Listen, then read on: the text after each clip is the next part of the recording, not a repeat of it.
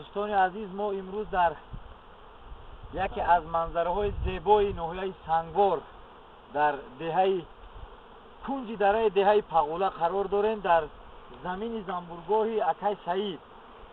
از سببی که همین سال کمتر باد و هوا بارشات زیاد شد، حاصل اول زنبور کمتر دیر شد.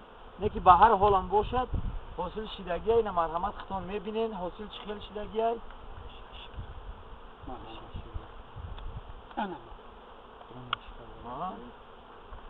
این حاصل امساله 2020.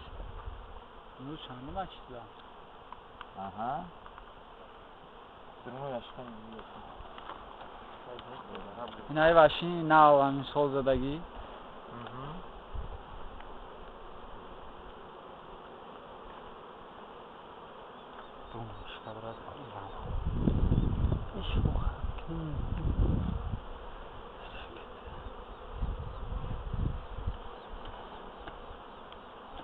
اکای سعید، شما در همین حاصلی که همین سال شدگی چی گفتنیه؟ نسبت سال گذشته خوبه یا این سال نغزه چی گفتنیه؟ سال گذشته سالی خیلی خوب بود. این سال باروندگی هم بسیار شده. خیلی که نخستون میدونی در باد هوا نامساعد اومد، گرم و خنک و این تاثیر منفی خیشه در ساحه زنبور رسید.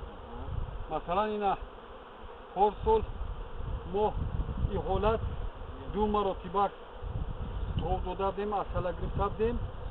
حاصل اصلا این سال باشد اینا که یکم باره هستی ما به این کار دست زدیم. آینده همین چیه؟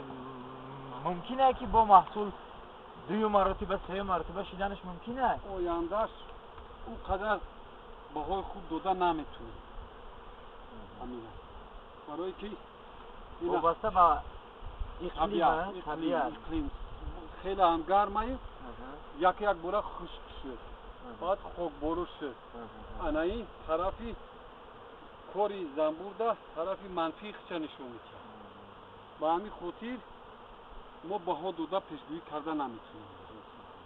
این سال خیلی خیلی سست نظر به سالهای گذشته.